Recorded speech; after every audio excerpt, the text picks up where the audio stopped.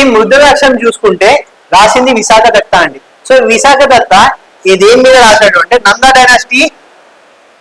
Dynasty fall అయినప్పుడు చంద్రగుప్తుడు ఆ Nanda dynasty last Dhanananda అనటైన్ని ఇలా చంపి తను చంద్రగుప్తుడు మౌర్య సామ్రాజ్యాన్ని స్థాపించాడు ఎట్లా చాణక్యుడి హెల్ప్ నుంచి.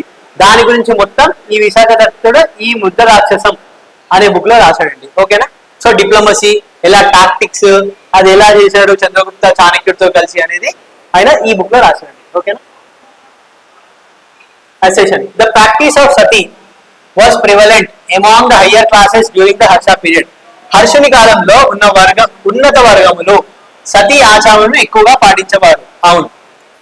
సో బేసిక్ గా ఆ టైంలో హర్ష పీరియడ్ టైంలో ఉందండి, సతీ ఉంది. బట్ దీనిలో అమౌంట్ హయ్యర్ క్లాస్ అంటే అప్పుడు ఏంటంటే ఎవరైతే ఎక్కువ డబ్బున్న వాళ్ళు సొసైటీ కోసమని ఈ సతీని ప్రాక్టీస్ చేసేవాళ్ళు. అంటే సతీని ప్రాక్టీస్ చేసే ఉన్నత స్థాయిలో మేము ఉన్నాము అనేది ఇంకొక సోషల్ హైరార్కీ లాగా అండి. అంటే ఇంకొక వాల్యూ ఇవ్వడం, డబ్బులు ఉన్న తర్వాత కూడా మనకి ఇంకో వాల్యూ రావాలి అని అంటే సతీ చేయడం.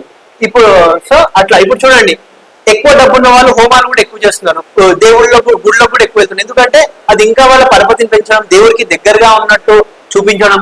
సో అట్లా సతీని ప్రాక్టీస్ చేసేవాళ్ళండి అప్పుడు higher classes. Yes, Harsha's mother committed sati after the death of her husband.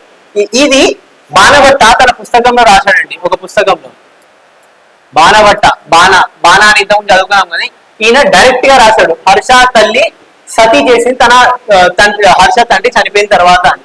అయితే ఇప్పుడు మనం చూసుకుంటే practice of sati was prevalent. Yes, prevalent కాబట్టి అంటే అప్పుడు ఎక్కువ ఆచారంగా ఉండేది కాబట్టి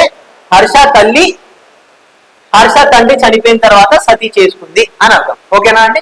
సో మన answer both a and r are true and r is correct explanation of a. Okay. Who built the famous Jagannath temple at Puri?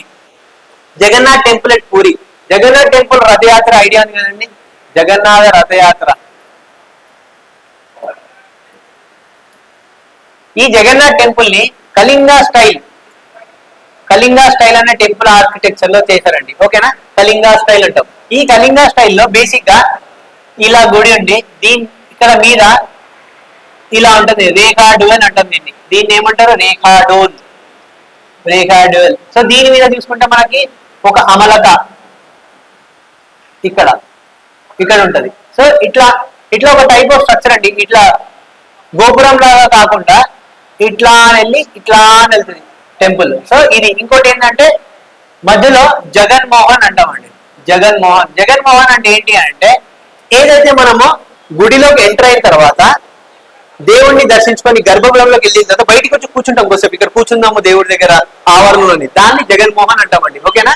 దాన్ని ఒక స్థలం లాగా ఇప్పుడు మధ్యలో దేవుడు ఉన్న గుడి మధ్యలో పంతులున్న దగ్గర మధ్యలో ఒక స్థలం ఉంటుందా, దాన్ని జగన్మోహన్ అంటామండి. ఓకేనా. సో ఈ జగన్నాథ టెంపుల్ కళింగా స్టైల్లో కట్టారు. దీంట్లో మెయిన్ ఇంపార్టెంట్ ఈ స్టైల్లో రేఖాటివల్ జగన్మోహన్ అనేది అండి. ఓకేనా. సో ఈ జగన్నాథ్ టెంపుల్ పూరిలో ఎవరు కట్టారు అంటే అనంతవర్మన్ చోడగంగా అండి. చోడగంగాలు ఉన్న టైంలో కట్టారు ఇది. చోడగంగాస్ ఉన్న టైంలో కట్టి ఈ కపిలేంద్ర గజపతి ఈ టైంలోకి వచ్చేసరికి వీళ్ళు ప్యాటర్నైజ్ చేయడం స్టార్ట్ చేశారు. అంటే ప్యాటర్నైజ్ చేసి ఎక్స్పాండ్ చేశారు. అంటే ఈ ఆవరణని పెంచారు, విస్తీర్ణం పెంచారు. ఎవరు? గజపతిలు వచ్చి విస్తీర్ణం పెంచి ప్యాటర్నైజ్ చేశారు. అంటే ఎట్లా అంటే దానికి దానాలు ఇవ్వడము, ఏదైతే అన్నదాతాలు చేయడము, ఏదైనా గుడిలో ఏదైనా కార్యక్రమాలు చేయాలి అంటే వీళ్ళు డబ్బులు ఇవ్వడము, వీళ్ళ పేరు మీద చేయించడం. సో అట్లా ప్యాటర్నైజింగ్ అంటారండి. సో కట్టింది మాత్రం అనంతవర్మన్ చోడ, బట్ దాన్ని మెల్లిగా చూసుకుంది ప్యాటర్నైజ్ చేసింది మాత్రం కపిలేంద్ర గజపతి. ఓకేనా అండి. One of the following was not author of జైన పురాణాలు ఎవరు రాయలేదు. సో లాస్ట్ లో మనం చూసుకుంటే పంప, పొన్న, రన్న ఈ ముగ్గురిని కవిత్రయ అని కూడా అన్నామండి. కవిత్రయ అంటే ముగ్గురు కవులు. అవునా, కవిత్రయ అని అంటాం. ఈ పంపాని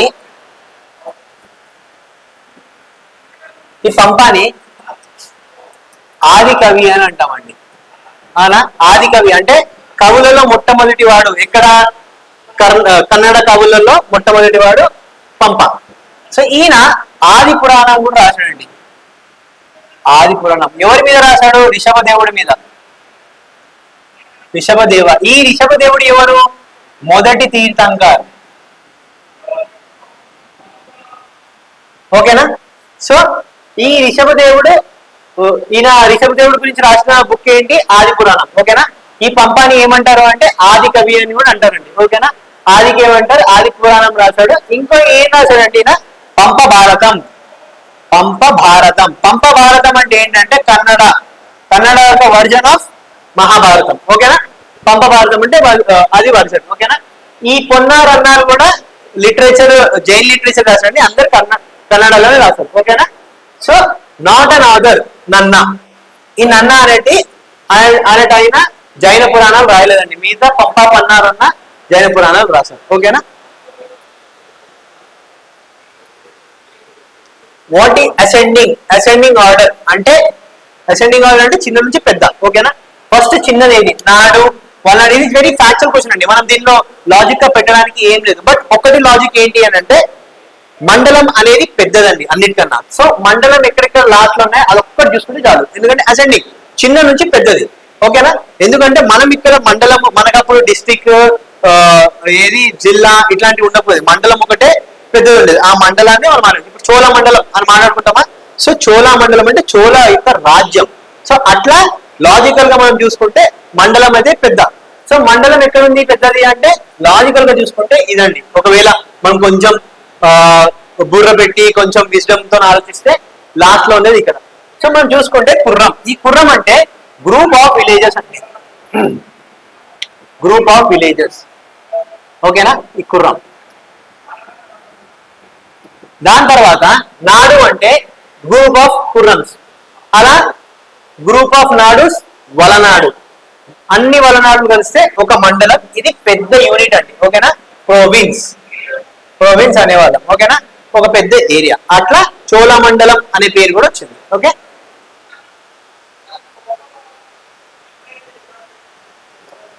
who among the foreign travellers visited Vijayanagar empire. మనం లాస్ట్ టైం మాట్లాడుకుంటే విజయనగర్ ఎంపైర్ ట్రావెల్ చేసిన అందరి ట్రావెలర్స్ గురించి కూడా మాట్లాడుకున్నామండి. మీరు please, my request is go to another videos which were actually analyse. ఇంతకుముందు మనం ఏదైతే అనలైజ్ చేసామో ఆ వీడియోస్కి వెళ్ళి చూడండి. ఎందుకంటే మీకు కొంచెం ఇన్ఫర్మేషన్ ఒక చైన్ లాగా మీరు డాట్ జాయిన్ చేయడానికి ఈజీ అవుతుందండి. ఎందుకంటే already repeated themes, repeated questions కాబట్టి ప్రీవియస్ ఇయర్ క్వశ్చన్ పేపర్స్ కి మీరు ఎంత తరోగా, ఎంత కరెక్ట్ గా నేర్చుకొని అనలైజ్ చేస్తారో మీకు నెక్స్ట్ ఎగ్జామ్స్ కి అంత ఈజీ అయిపోతుందండి. ఓకేనా? మీ టాపిక్స్ అంతా సులువు అయిపోతాయి మీకు. Next, who among the foreign travellers visited Vijayanagar empire during the time of Achyuta Devaraya. ఈ అచ్యుత దేవరాయ ఎవరి టైం అండి అంటే తులువ. మనం మాట్లాడుకున్నామా? ఫస్ట్ సంగమ, సలువ, తులువ, అరవిడు. అవునా? ఈ తులువకి సంబంధించిన వాళ్ళే అచ్యుత దేవరాయ, కృష్ణదేవరాయ అండి. ఓకేనా? సంగమ, సలువ స్టార్ట్ చేసింది సంగమ వాళ్ళు. సంగమ ఎవరు? హరిహర బుక్క. ఓకేనా? స్టార్ట్ చేసింది. సో అచ్యుత దేవరాయ టైంలో visited during the time of Achyuta Devaraya ఎవరు అంటే, ఎవరు అంటే ఫర్నాండో నోయిస్ అండి. ఓకేనా? ఈయన ఏంటి? Portuguese traveller. ఓకేనా? ఈ నికోలో డి కాంటి వెనేషియన్. ఈ డువార్ట్ బార్బోసా కూడా ఒక టైప్ ఆఫ్, ఈయన కూడా పోర్చుగీస్ అండి, పోర్చుగీస్ ట్రావెలర్. ఓకేనా? ఈ డొమింగో పేస్ వీళ్ళందరూ పోర్చుగీస్ ట్రావెలర్స్ అండి.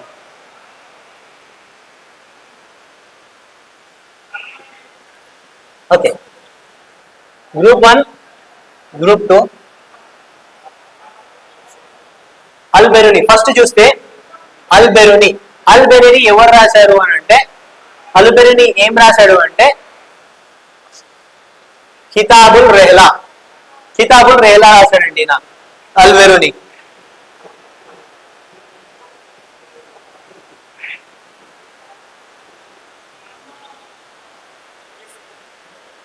అల్బెరూని కితాబుల్ రెహలా రాశాడు. ఈ అల్బెరూని ఏంటి అని అంటే ఈయన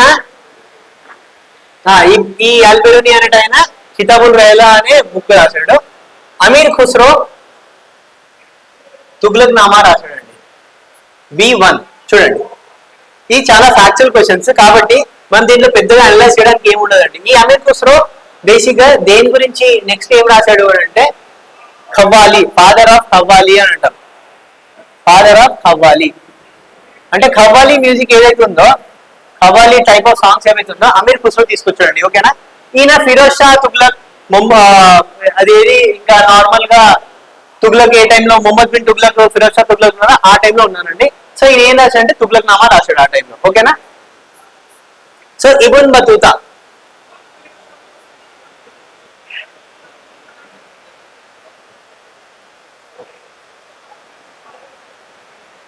ఇబున్ బతూతా ఒక్క నిమిషం.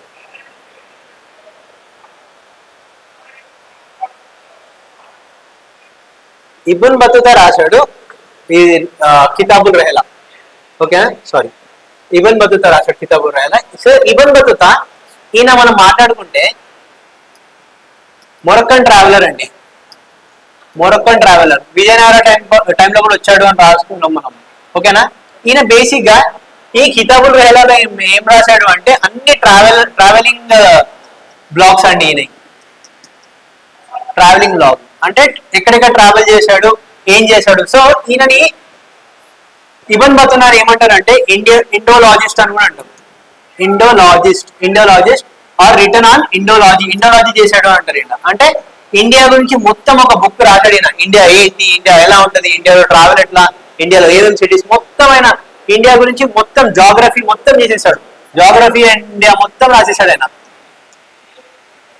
సో ఈయన అందుకే ఇబన్ బతూతాని ఇండోలాజీ గురించి చదివాడు అని అంటారండి. ఓకేనా.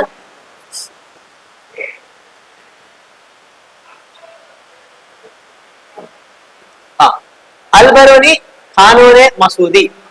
ఈ ఖనూనే మసూది అనేది ఏంటి అంటే ఈ ఖనూనే మసూది ఆస్ట్రాలజీ గురించి అండి. ఆస్ట్రాలజీ మొత్తం ఏదైతే ఆస్ట్రాలజీ ఉందో దాని గురించి ఈయన ఈ అల్బెరూని ఏం చేశాడంటే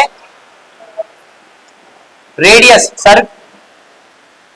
అర్త్ రేడియస్ కనుక్కున్నాడండి పర్ఫెక్ట్ గా. అర్త్ రేడియస్ పర్ఫెక్ట్ గా ఎంత ఉంటుందో ఈయన అల్బెరూని కనుక్కున్నాడు. ఓకేనా. So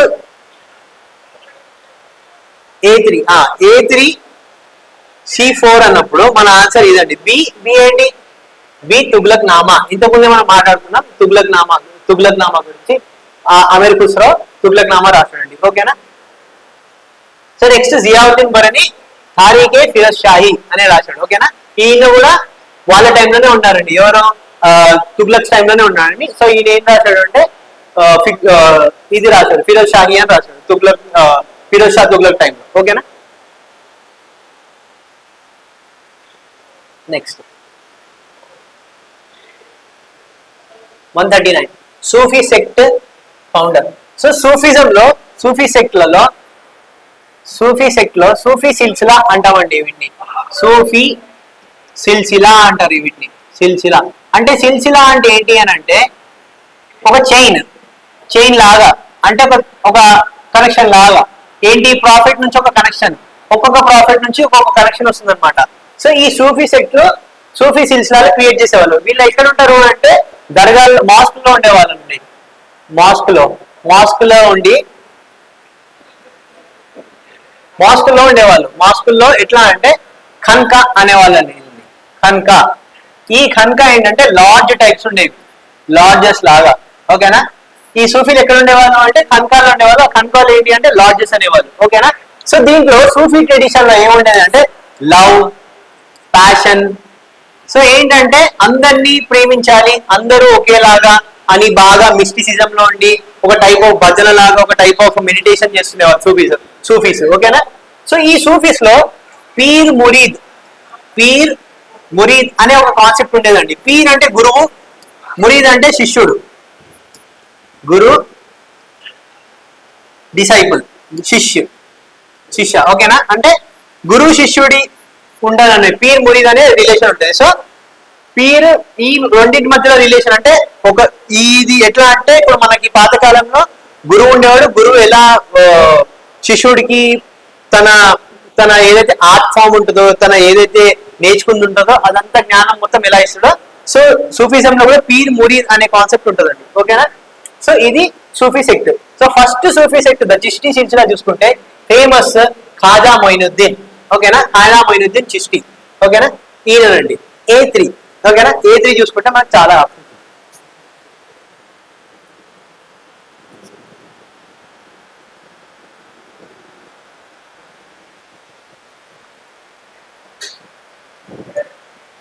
so Chishti Khaja Moinuddin. So Khadri చూసుకుంటే ఇక్కడ చూడండి డైరెక్ట్ గా మీకు అవన్నీ తెలియదు. సి చూడండి, C4 ఉంది ఖాద్రి. C4 ఏది చూడండి, A3 C4 B1 చూడండి, B1 సుహర్వర్ది. ఈ సుహర్వర్ది బేసిక్ గా షేక్ అబూ నజీర్. సో ఈ సుహర్వర్దీస్ బేసిక్ ఎక్కడ అంటే ఈ ఎవరైతే బహావుద్దీన్ ఉన్నాడో ఈయన ఫౌండర్ అండి. షేక్ అబూ నజీబ్ సుహర్వర్దీకి ఫౌండర్. బట్ ఇండియాలో బహావుద్దీన్ అనేట ఆయన ఎక్కువ స్ప్రెడ్ చేశారు దేన్ని, సుహర్వర్దీని. ఓకేనా? సో అది కానీ ఫౌండర్ మాత్రం షేక్ అబూ నజీబ్. ఈ నక్షబంద్ ఫామ్ చేసింది బహావుద్దీన్. ఈ నక్షబంద్ ఎక్కువ ముఘల్స్ దగ్గర ఉండేవాళ్ళు అండి, ముఘల్స్. ఓకేనా? ఎక్కువ ముఘల్స్ దగ్గర ఉండేవాళ్ళు. ఈ ముఘల్స్ లో మెయిన్ గా ఔరంగజేబ్ ఎక్కువ నష్కబందీకి సంబంధించిన వాడండి. అంటే వాళ్ళకి ఎక్కువ దానాలు చేయడము, వాళ్ళకి ఎక్కువ ఇంపార్టెన్స్ చేయడం నక్షబందీ సిల్సిలా వాళ్ళకి ఇచ్చేవాడండి. ఓకేనా?